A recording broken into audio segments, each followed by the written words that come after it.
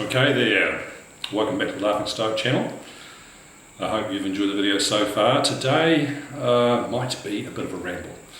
I have been thinking about the reasons why virtue might be valuable in human life, and there isn't really a text on this or something well organised philosophical literature to refer to. So I've taken the trouble to put my own thoughts down and perhaps explain those to whatever limited degree they're useful. So here goes. Here's why I think virtue might well fit into human life. So the first thing is that human beings require some principles for action. So as we grow and develop, we develop skills, relationships, abilities in various areas, and as that kind of stacks up in our lives, we eventually need to organise ourselves in general, some sort of overview of our lives.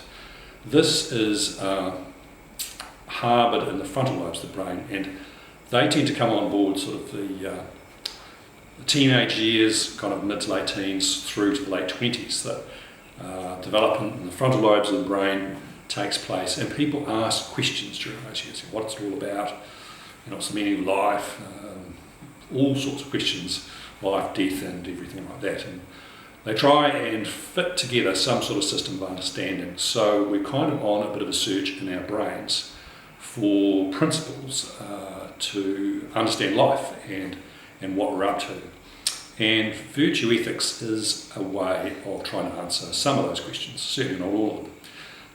And so, in a sense, it fulfills a need that we have. Now, there's a question about whether it's a good fulfillment of that need or not. But in the first instance, I think it's a kind of a human need to organise ourselves, to have an overview of life and an understanding, essentially, of what is good in order to proceed. So that certainly is one of the principles by which ancient philosophers kind of approached but didn't really talk about directly. So one of the things that, why would virtue be important rather than other principles?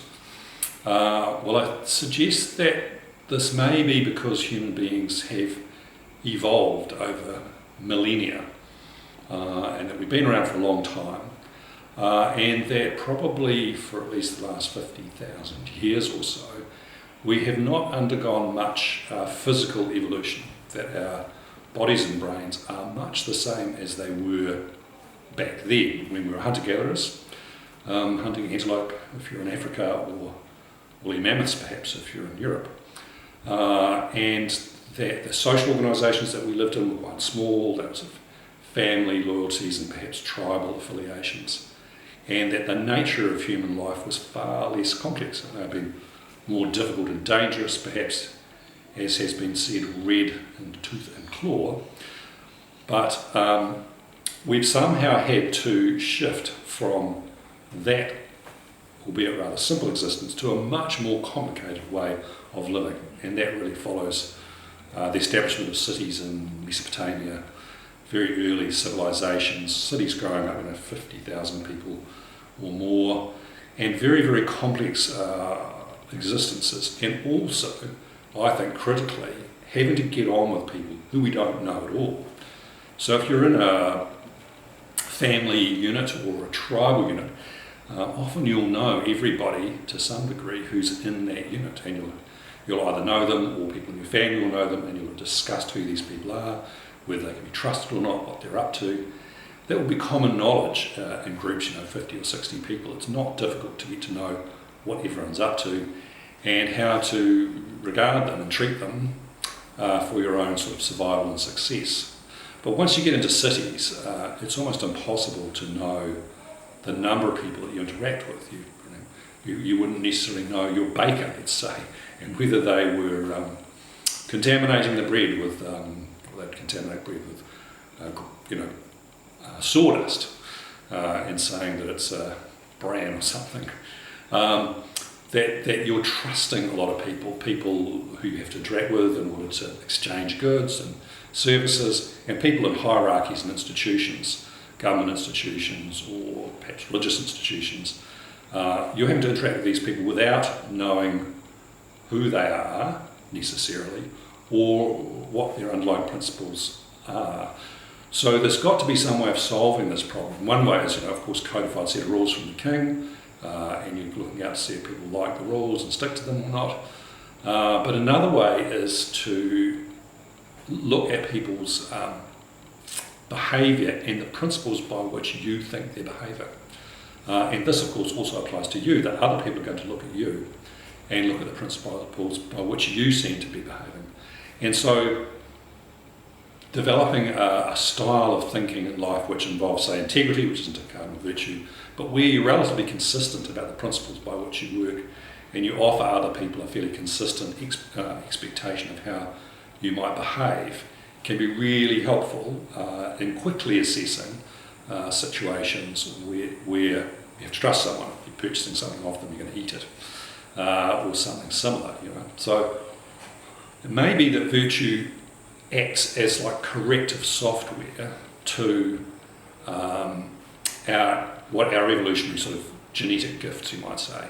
And so in order to get on in these big cities, we're going to have to kind of correct ourselves. And we do that with cultural software. Now, of course, there are other ways of doing this other than virtue. You can have societies which are aligned largely on loyalty to the leader and the representatives of the leader as one, or societies which have broken down into sort of tribal groups. I'm certainly not saying that there aren't other ways of doing things, but probably the ways of doing things we have to live with once we're in cities and like are different from the ways we did things when we were living in smaller communities.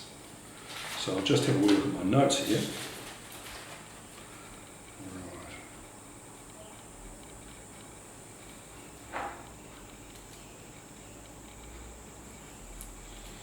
Yeah. So I was given the opportunity to watch a video of some hunter-gatherers from Kenya who spoke their own language and seemed to have relatively little contact with the outside world. And they were asked by the interviewer through a translator what they thought was good, which was a good question actually. And they were sitting on a ridge overlooking scrubby plain, and which seemed pretty desolate to me, and that's where they lived because all the good land had been taken up by the people living in the cities. And the leader of the tribe, who was a middle-aged male I guess, thought about this question and then said meat. Meat is good, that's what we need. And this sort of caused his colleague to think a little bit about things while they chatted about meat. And he said, well, no, maybe water. Water is good, we need water. And the argument for both of them was, well, we need this to live. And the question essentially was, if you run out of one of them, which is going to cause you to die first? And needing water on a virtually daily basis kind of elevated its goodness in the lives of these people. And they then went to talk about how difficult it was to catch and kill baboons for eating. And discussion drifted off. So I guess that kind of illustrates to a degree where people's thinking is. There's all the degree problems with translation and was the question properly understood or not. But it certainly illustrated where people's minds were who were living on this savanna, scrubby bushes and some baboons, really what they were focused on, and meeting their immediate needs and valuing meeting their immediate needs was certainly where their culture seemed to lie. And I think that that culture would not be very successful in a city. So it's good that we've got a more sophisticated culture these days. Okay.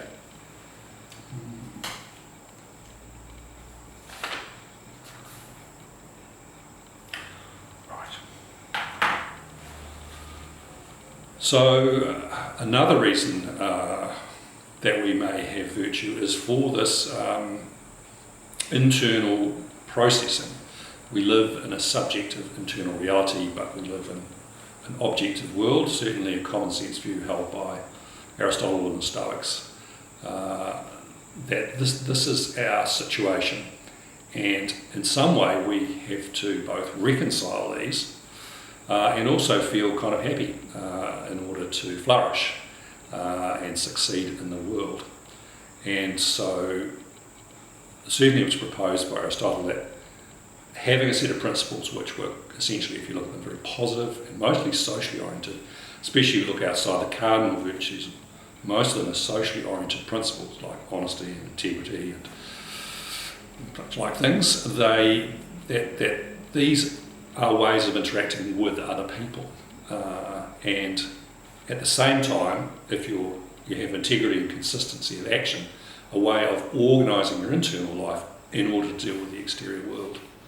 So the idea that developing styles of action which are satisfying and positive and optimistic, essentially, is good for you and produces a sense of well-being and flourishing in life, is kind of critical to successfully dealing with the external world. And so this business of matching up the internal external world kind of may be central to our need to adopt some principles of which I would recommend virtue. So it's worth noting that Stoicism essentially is a way of defending virtue. It has its limitations, and I think I certainly intend to discuss those in more detail later. But defending a virtuous system against invidious or nefarious behaviour on the outside allows people to continue being virtuous in incredible situations of difficulty, and sort of adds to the virtue ethic, and is in addition to this reconciliation between what's going on inside someone and what's going on outside people. So I think that successful living and having people who can successfully live in our community is kind of the central reason why virtue ethics is of value. Now, people can do plenty of other things in the community apart from being virtuous, as we all know. But I do wonder if, being mean, petty and spiteful, lying and cheating your way through life is ultimately satisfying, or even satisfying beyond some short-term gains. I guess I leave you to consider the alternatives and the options we're faced with.